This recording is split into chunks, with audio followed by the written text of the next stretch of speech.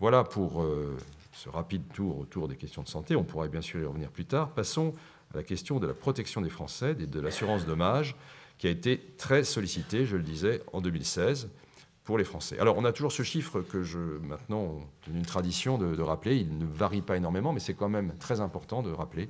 13 millions de sinistres gérés, 36 000 sinistres gérés par jour, les 2/3 en automobile. Alors, lorsqu'on regarde donc ce marché sur l'année 2016, on s'aperçoit que la croissance est là et qu'elle a été portée essentiellement par les particuliers, plus 2,3% en 2016 par rapport à 2015. Lorsque on regarde en particulier, alors après, par branche, on s'aperçoit, on va s'arrêter un instant sur l'automobile, qu'on va développer dans quelques secondes, plus 1,8%, ça veut dire quoi? En fait, vous avez deux effets cumulés.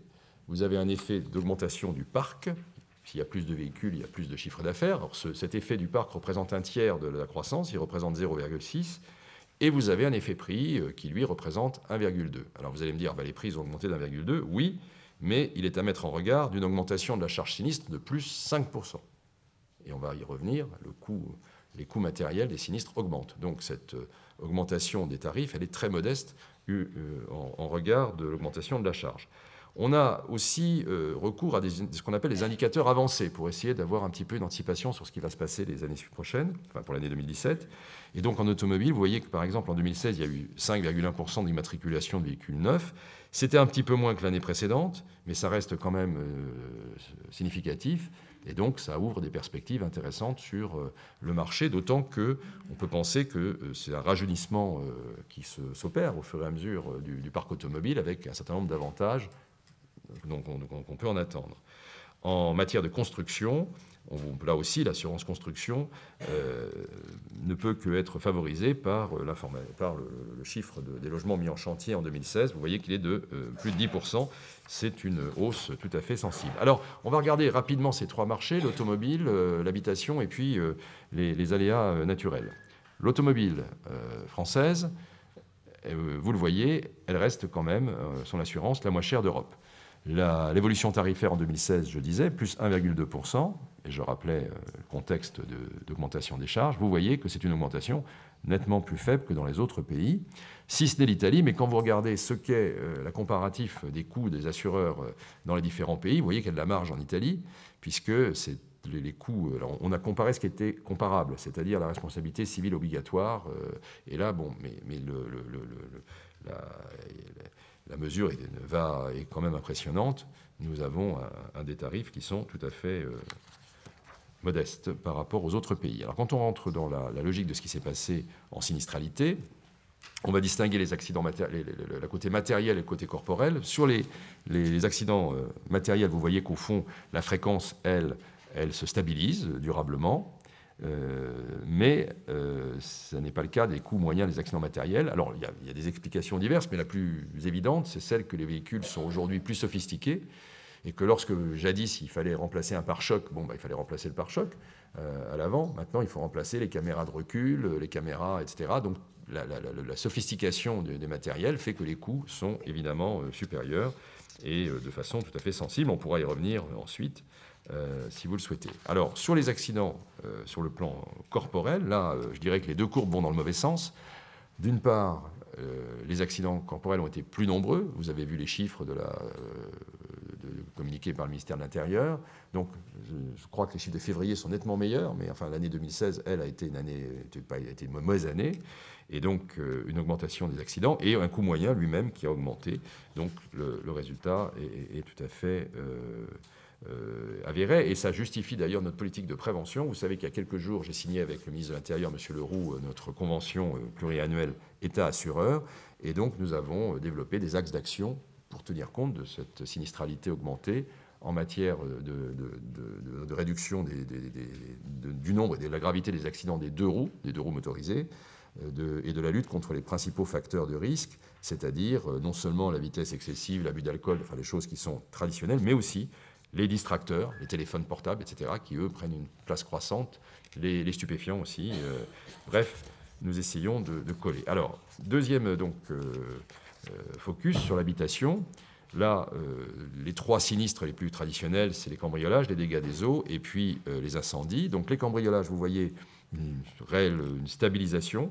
Alors, pour ceux que ça intéresse, on a fait le classement. Les régions les plus touchées sont l'Île-de-France, l'Occitanie, PACA, l'Auvergne-Rhône-Alpes et les Hauts-de-France. Mais enfin, ce n'est pas très surprenant, vu que c'est là que sont concentrées les principales agglomérations. Donc, un chiffre donc, stable. En ce qui concerne ensuite les incendies, vous voyez que là, il est à la nette baisse. Et ça, c'est l'explication, elle tient fondamentalement au climat. À partir du moment où les hivers sont plus doux, les gens mettent moins en marche les chauffages d'appoint. Et c'est tous ces phénomènes-là qui, eux, en général, sont susceptibles de provoquer les incendies. Et puis enfin, il y a les dégâts des eaux qui, eux, ont été dans le sens contraire. Ça va nous amener à parler de ce qui s'est passé de l'année 2016, qui a été exceptionnel du point de vue climatique. Mais même si les événements ne sont pas entièrement homothétiques, la pluviométrie très forte qui s'est produite a évidemment un impact direct sur les dégâts des eaux.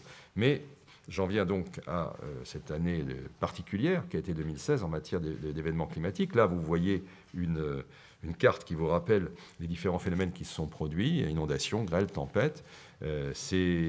En 2016, nous avons eu 2,3 milliards de sinistres. C'est une année très supérieure à la moyenne, qui avait été d'1,5 milliard depuis 25 ans, et qui avait été dans les 20 années, je dirais, jusqu'à il y a 6-7 ans, plutôt d'1 milliard. Donc on voit qu'il y a vraiment une très nette augmentation.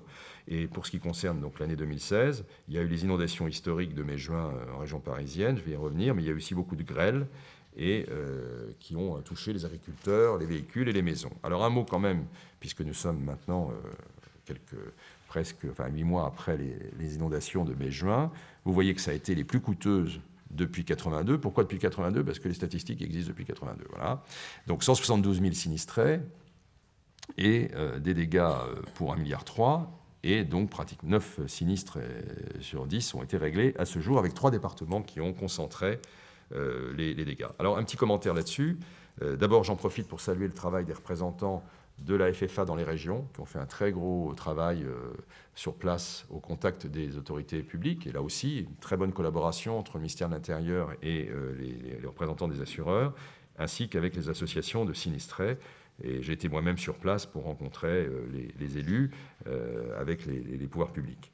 Le constat clair qu'on peut faire là-dessus, c'est que, d'une part, là où il y avait des plans de prévention, les cours d'eau principaux avaient fait l'objet de plans de prévention qui ont été assez efficaces, c'est-à-dire ce qui concerne la Seine et la Loire. Mais là, les inondations, elles ont été essentiellement le fait de débordements des affluents secondaires, comme le Loing, l'Orvin ou l'Yvette.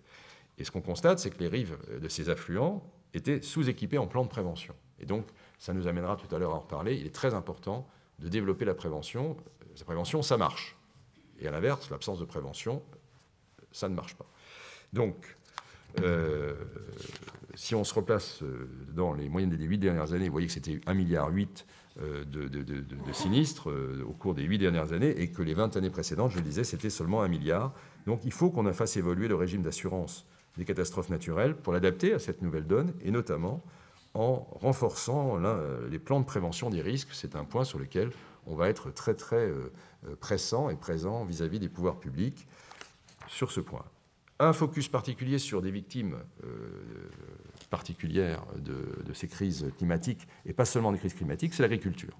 Tout le monde sait, le salon de l'agriculture vient de se tenir, tout le monde sait la situation difficile des agriculteurs.